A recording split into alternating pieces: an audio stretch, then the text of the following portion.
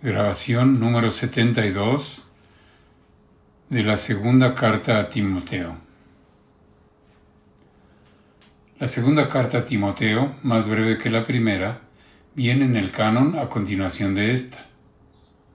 Es una de las 3 cartas pastorales, aunque presenta algunos rasgos peculiares que la diferencian de la primera carta a Timoteo y de la carta a Tito. Se trata de una carta entrañable, con alusiones muy personales.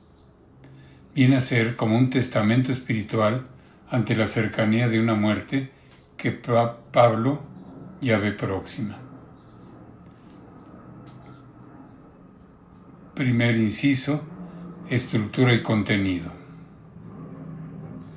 Lo primero que el lector percibe en esta carta es una llamada apremiante a mantenerse fiel a la enseñanza recibida y a la propia vocación, sobreponiéndose a las dificultades, por grandes que sean, sin miedo a la muerte.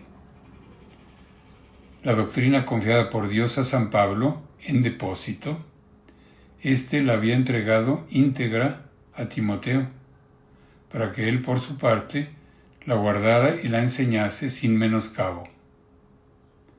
A la vez, Pablo le transmite su enseñanza sobre el modo de organizar los ministerios en la Iglesia y de mantener la pureza de la fe frente a las doctrinas predicadas por los falsos maestros. Estos 2 grandes temas, depósito y enseñanza pastoral, configuran la estructuración de las ideas en esta carta. Tras el habitual saludo, que en este caso deja traslucir un entrañable afecto hacia el discípulo, capítulo 1, versículos 1 al 5, se abre la primera sección sobre el buen uso del depósito, en la que se reúnen recuerdos y consejos sobre la predicación del mensaje evangélico, capítulo 1, versículos 6 a 2,13. Continúa con una invitación a mantener vivo el recuerdo de Jesucristo resucitado, triunfador sobre el mal y la muerte, que siempre permanece fiel. Capítulo 2, versículos 8 al 13. La segunda sección se ocupa más directamente de la enseñanza pastoral y en concreto de la defensa de la recta doctrina. Capítulo 2, versículos 14 al 4,8. En ella se ofrecen consejos para evitar el error, tener paciencia con los que se equivocan y prevenir los peligros para la fe. Para todo esto es imprescindible mantenerse firme en lo aprendido y contar con el apoyo de la Sagrada Escritura. Esta sección se cierra con una solemne amonestación a perseverar en la predicación de la sana doctrina. Capítulo 4, versículos 1 al 8. La carta concluye con unas recomendaciones en las que se entremezclan noticias, encargos y palabras de despedida. Inciso 2. Ocasión de la carta. La segunda carta a Timoteo es independiente de la primera. No se hace ninguna referencia a que hubiera una carta anterior del propio San Pablo a su discípulo, por lo que el hecho de llamarse segunda no implica de suyo que sea posterior a la primera, sino simplemente que va tras ella en las ediciones de la Biblia. En esta misiva, el apóstol alude a que está prisionero en Roma y piensa que su muerte puede ser inminente. Si se acepta la hipótesis de que tras la prisión romana, con la que se concluye el libro de los Hechos de los Apóstoles, San Pablo quedó libre y realizó algunos otros viajes, entre ellos a Éfeso, donde dejó a Timoteo al partir para Macedonia, circunstancia en la que se enmarca la primera carta a Timoteo. Esta segunda carta pudo ser escrita durante una segunda cautividad en Roma, de la que habla por primera vez Eusebio de Cesarea, siglo IV.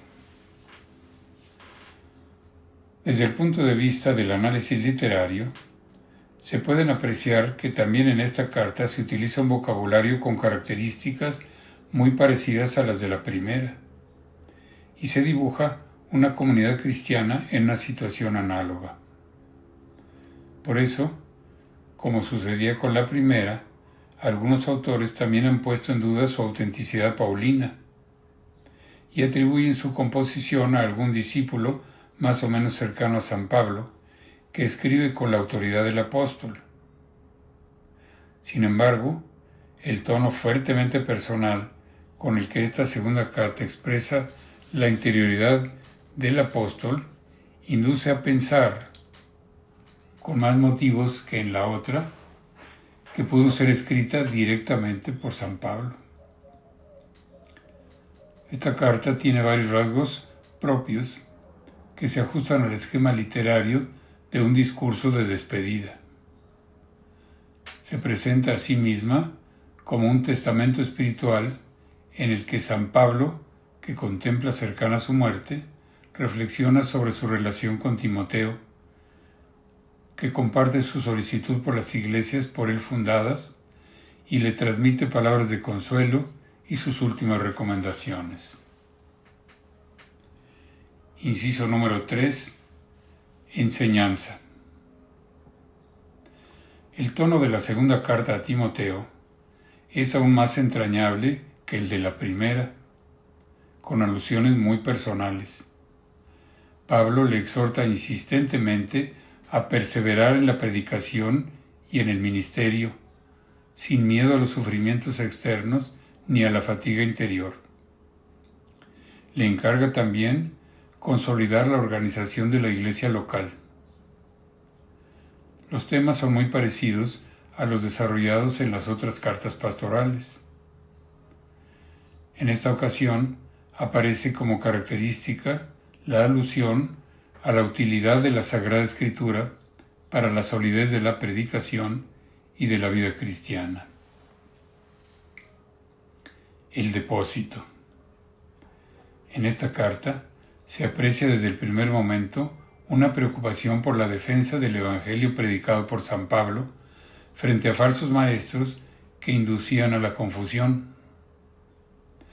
Parece que se trataba de unos cristianos desorientados, procedentes del judaísmo de la diáspora, que habían asimilado mal algunas corrientes culturales y religiosas helenísticas y que hacían por ello una mezcla confusa de ideas cristianas y paganas. De ahí las discusiones necias e insustanciales que degeneran en peleas. Por eso se denuncia que estas desviaciones se oponen a la sana doctrina transmitida por la predicación del apóstol. En consecuencia, ante la confusión doctrinal, el buen pastor no puede renunciar a una predicación insistente, pues en el ejercicio de la vida cristiana es necesario el conocimiento de la verdad, que se alcanza por el arrepentimiento y la conversión. En el núcleo mismo de la doctrina de la carta se encuentra la manifestación de Jesucristo nuestro Salvador, que ha destruido la muerte y ha revelado la vida y la inmortalidad por medio del Evangelio. La memoria de Jesucristo va unida a una llamada constante a la perseverancia fiel en la fe recibida. Esta es la doctrina que hay que predicar sin desviarse de la verdad, como hacen los falsos maestros. Los ministros tienen la función esencial de predicar la palabra de Dios. A Timoteo se le manda dedicarse primordialmente a este ministerio, poniendo empeño en convencer, reprender y exhortar en orden a la propagación del Evangelio. La Sagrada Escritura. Uno de los pasajes centrales característicos de la segunda carta a Timoteo es aquel en que trata de la Sagrada Escritura y su función en la construcción de la Iglesia. Pero tú, permanece firme en lo que has aprendido y creído, ya que sabes de quiénes lo aprendiste, y porque desde niño conoces la Sagrada Escritura, que puede darte la sabiduría que conduce a la salvación por medio de la fe en Cristo Jesús. Toda la Escritura es inspirada por Dios y útil para enseñar, para argumentar, para corregir y para educar en la justicia, con el fin de que el hombre de Dios esté bien dispuesto, preparado para toda buena obra. El contexto de esta exhortación es el ministerio de Timoteo. El apóstol le previene frente a los doctores engañadores y engañados al mismo tiempo, recomendándole permanecer fiel a lo que ha aprendido desde niño y teniendo en cuenta de quién lo ha aprendido, su abuela, su madre y el mismo Pablo. La expresión Sagrada Escritura, aunque es relativamente común en el judaísmo helenista, solo se emplea en este pasaje de la Biblia con el adjetivo sagrada. La lengua bíblica opone estos escritos a los profanos o vulgares y señala su carácter vinculante, canónico. De acuerdo con la tradición del pueblo de Israel, se afirma que la Escritura puede dar la sabiduría, pero esta sabiduría, en la tradición sapiencial del Antiguo Testamento, vinculada a la Torá, se orienta ahora a la salvación por medio de la fe en Cristo Jesús. No cabe duda de que nos encontramos ante una de las formas de la apologética cristiana que expresaba de esa manera cómo los anuncios del Antiguo Testamento se referían a Cristo.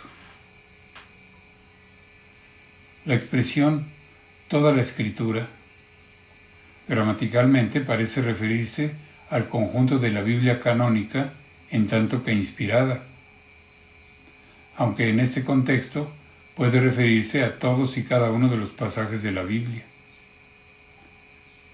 En todo caso, ambas interpretaciones no se excluyen.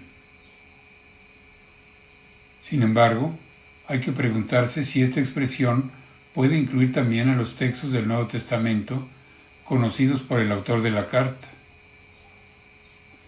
Directa y expresamente se habla del Antiguo Testamento,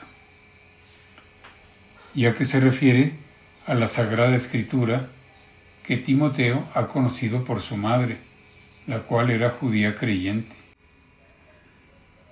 Indirectamente y por extensión, la fórmula toda la Escritura o toda Escritura de la segunda Timoteo capítulo 3, 16 podría incluir a aquellos escritos que en el momento en que segunda Timoteo es redactada eran conocidos como inspirados y por ello formaban parte de la Escritura, entre los que se incluían ya también algunos de los que denominamos Nuevo Testamento.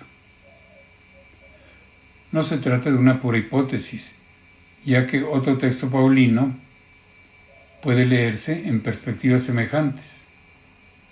Se trata de la primera Timoteo, capítulo 5, versículos 17 al 18, que cita como escritura, junto a un texto del Deuteronomio, un dicho de Jesús presente en el Evangelio de Lucas. Los presbíteros que presiden bien merecen un doble honor, sobre todo los que se esfuerzan en la predicación y en la enseñanza. Pues dice la Escritura, no pondrás bozal al buey que trilla, y el obrero merece su salario. Fin de la grabación.